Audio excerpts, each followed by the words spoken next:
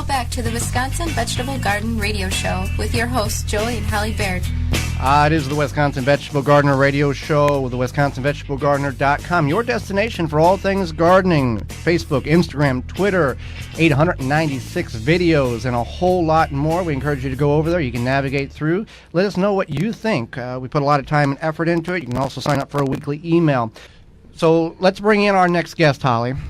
So we have nationally known gardening expert, TV host, and author, columnist Melinda Myers has over 30 years of horticulture experience, has written over 20 gardening books. She hosts the nationally syndicated Melinda's Garden Moment program, which airs on over 125 TV and radio shows throughout the U.S. Latest books include Midwest Gardener's Handbook, Minnesota and Wisconsin Getting Started Garden Guide, Minnesota and Wisconsin Month by Month Gardening, and DVD sets to great courses, How to Grow Anything DVD series, including the latest Food Gardening for Everyone DVD set. Welcome to the Wisconsin Vegetable Gardener Radio program, Melinda Myers. Thanks. It's always good to talk to you guys and your listeners and talk gardening on this great planting weekend. Finally, a warm, sunny day, right? Absolutely. Well, let's talk about that. With being a Memorial Day weekend, people are planting tomatoes, and it's a good time to plant them. That's what we've always done. We went over this last week, some of the planting techniques in which we practice and have good success. What are some things that, what are some of your go-to planting techniques for tomatoes for optimal harvest come later in July, early August? One of the things is soil temperature and air temperature, and this spring is a perfect example. Memorial Day is the traditional planting day, but with a cool spring like we've had, the soil's still pretty cool, and it got down to 49 degrees at my house last night. And so even though it won't kill your tomato plants, it really does stunt them and slow them. In fact, last year we saw some leaf spotting, and it was all due to cooler temperatures. So a couple things you can do. Wait, which is really hard for all of us. Get the plants this weekend because you'll have the best selection. And if you do pop them in the ground, consider covering them with a row cover. You know, I'll use either a wall of water or floating row covers even through June. And the reason is our nights can get so cool. If you keep those plants a little toastier in the evening, you're going to get an earlier harvest and see better results throughout the season. So giving your plants a little extra protection early in the season, it is Wisconsin. We never know what the weather's going to do. If you give them that little extra protection, I find that works. I'm a low-input gardener, so I like to use tomato towers. I find those are easy. You put them on, and the only pruning I do is when a branch goes astray. Okay, that makes sense. Now, there's a lot of different ways to garden. You create a garden using the Lasagna Method. Can you explain to our gardeners what this technique entails? You bet. So lasagna gardening, it's not about growing the herbs for your lasagna dish, your favorite recipe, as so many people go, oh, you're growing lasagna. We did a video on it, and the whole crew was really excited until they saw me bring bags of leaves and twigs, and they went, wait a minute, where's the good stuff? So it's basically composting to create a garden. So let's say your garden is 4 by 8. So you mark out that area, put a layer of either newspaper or cardboard on the bottom, and that will help prevent weeds and, you know, it's that nice barrier. 8 to 10 inches of anything you put in your compost pile. So, you know, vegetable scraps, you can do fall leaves. You know, we all seem to have them all year. It seems they blow in from who knows where. Do about 8 to 10 inches. Spread some compost over that. Sprinkle in some fertilizer, and of course I'd recommend Milorganite. Another 8 to 10 inches until you keep layering, just like lasagna, until you have about an 18 to 24 inch high bed. And then the good news is you can plant right away. And I usually plant right away, and I've had some of the best peppers, great tomato harvest, good greens coming through. And so it's an excellent way to really fix your soil immediately. I gardened in the city of Milwaukee for 26 years, and I worked my soil and had great soil that I couldn't take with me. Now I'm in sand and rock country, a little bit older, and thinking, I don't have a lot of time to really, you know, get my soil ready. I don't have those 26 years. So I'm constantly amending, mulching with organic matter. But I found lasagna gardening gave me a great base for my garden. Plus, the second year, those gardens had fewer weeds than the surrounding area. So that, after last year's weed a year, boy, I'm sold on the method. So it's really how I'm establishing a lot of my new garden beds in my planting area where we shoot video and photography and, of course, grow things to eat in our own home. Now, people who understand composting, they would believe that compost should heat up. You don't have to worry about the contents in that lasagna bed heating up and burning the roots, do you? No, and that's one of the really amazing things about it, because I had a lot of people, well, you can't plant immediately. I said, I have. I've done this 3 years in a row, starting new beds, planting second-year beds, and never had a problem with the heat. The other thing to consider is you can start it in the fall. So let's say you're like, oh, I don't have time. I just need to get the plants in the ground. I don't have the raw materials. And often it's fall when we have more leaves and more vegetable, the outer leaves of the lettuce that weren't good enough to eat, those kind of things. And so a lot of people will do their lasagna bed in the fall, let it kind of cook a bit so it will settle, and plant in the spring. Either way works fine.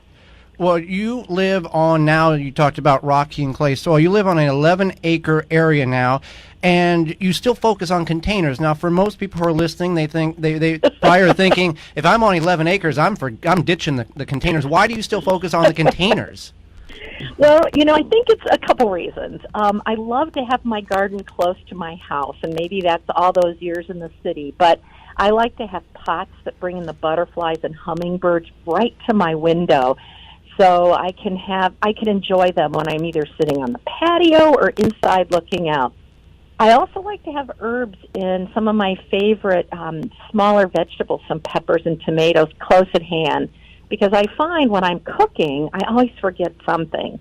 Or, we're doing potatoes on the grill, and I just can step outside, clip some chives, and I'm set. And so I find it very convenient. And it's a good place to try new plants before you put them in the ground. You read the ads, and this plant's going to be beautiful, it's going to do this, it's going to do that. You buy a flat of them, you put them in the garden, and you go, oh, a little underwhelmed. Well, this way, I can try a few, try combinations, try the plant, and then I can say, oh, I like that, I want to do more. Or, you know what, this plant belongs in a container, I don't need 20 of them to fill a garden. And so it's a good way to test new plants, try new combinations. And so I think it's a good strategy for all of us. And if you're growing mint, containers is the only option. And preferably on a cement patio, just right. So you're not taking any chances. Good point. Well, a lot of people have limited space in the backyard, but have lots of space in the front yard, but may not be more along the lines, they don't want to be too obvious with their growing vegetables there. What are some good edibles to grow that won't be too obvious, more along the lines of edible landscaping?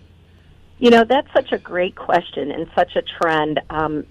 In the late 70s, early 80s, when I was working with Extension, it was kind of the same things were happening. People were trying to save money. They were putting vegetables in the front yard.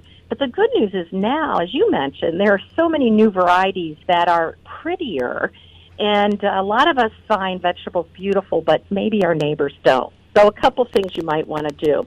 I think eggplants are beautiful, and I've always grown them for their beauty. And now All America Selection, which is an organization that evaluates vegetables and flowers for their suitability for the home garden. And so they're also judging eggplant by their beauty as well as edibility. So Hansel and Gretel are finger-type eggplants. They're only about 6 inches long and narrow. And so one's white and one's purple. I can never remember which one's which. But what's nice about them is, eggplant, if you leave them on the plant too long, they get mealy. And if you pick them too early, they're kind of rubbery. And so the nice part about Hansel and Gretel, not only are they compact and beautiful, but if you, let's say, are gone for the weekend and they reach maturity, they'll still be good for another 5 or 7 days. So those are compact and pretty. Purple flowers, colorful fruit. The undersides of the leaves have that purplish cast, so that's nice. A lot of our tomatoes are very nice ones, too. Like doing window box Roma would be a nice option. If you've got small space, you can get Roma paste tomatoes on a smaller plant. And so blending it with flowers would be a good option. Sweetheart of the Patio is a cascading type, just like Tumbling Tom.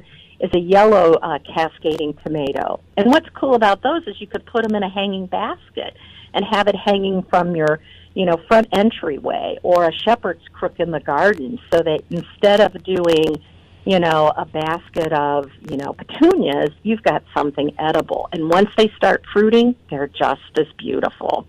I also like some of the compact tomatoes that are out there as well. Bush Early Girl's been around for a while, but it's nice and small. And so just looking for more compact varieties. Peppers, let's talk peppers. There's yellow fruited, purple fruited, red fruited, orange fruited. And if you price sweet peppers in the garden, in the grocery store, you pay a lot for that red pepper.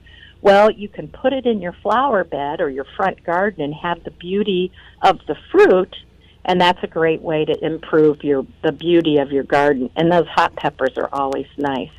So one of the things I like to do is mix herbs, texture and fragrance, good for seasoning your dishes, but also very pretty, and flowers in with my vegetables. I think too often we think it's an all or nothing. Right. And that goes with containers, right? A big 5-gallon pot with a tomato, put something, a calibrachoa cascading over the edge, maybe a purple basil or oregano, make it as pretty as you would flowering plants. And that's a great way to have a beautiful display, whether it's in the ground or in your container. Well, as Holly talked about in the introduction, you've wrote over 20 books, and you've got a number of DVDs available for purchase. Where can people find your books and your DVDs? And briefly, what was one of the most enjoyable books of those 20 that you wrote? Well, my books are available at most garden centers and bookstores, and of course online. You can always check my website, melindamyers.com, and we can get you links to some of those places. Great Courses, DVDs. It's through Great Courses, the Great Courses, and we have a link from my website, melindamyers.com. And I always tell people, watch for the specials, because they usually go on special and make them more affordable. But I've got food gardening, tree and shrub care, designing landscapes, containers, so things to help you along the way. Probably I have two favorite books, and one was the Birds in Bloom Ultimate Garden Guide, and unfortunately it's out of print, but the reason I liked it is I got to build the book like a garden, and I remember meeting with my editor, and I said, I want to start with soil, that's the foundation of the garden, and he goes, really? Soil? How unexciting. And he let me build the garden from the ground up and the book from the ground up. So that I loved. And then small space, because I was a small space gardener for 26 years. And I learned so many things I wanted to pass along. And I had a fun editor who got my sense of humor, which gardeners, we have a weird sense of humor, and we all get each other, but not everybody gets us. And so that was a lot of fun to do, sharing what I've learned along the way, working with really a fun editor, and trying to help people get excited about gardening. Well, thank you very much, Melinda, for taking a little bit of time out of I know your very busy schedule to share some of your garden wisdom with Holly, myself, and our listeners today. My pleasure, and I'm getting ready to do a workshop at Ebert's Garden Center on managing insects and disease in the landscape, getting people ready. So hopefully they won't need my advice later, because the garden will be growing successfully. So you guys have a great weekend as well. Well, thank you very much. And we'll be back right after this with your garden questions and our garden answers.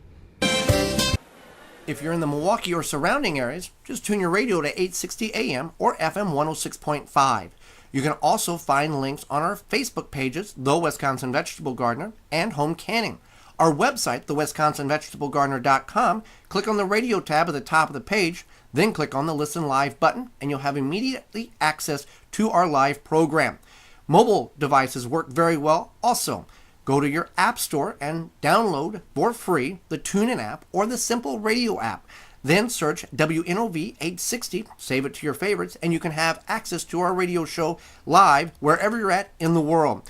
Our radio program will also have podcast replay under the radio tab several days following the live broadcast.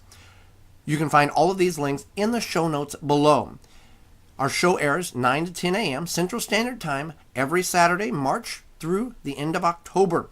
And we want to thank our sponsors because without them, this would not be anywhere possible. You can find all of their links under the radio tab on our website at thewisconsinvegetablegardener.com.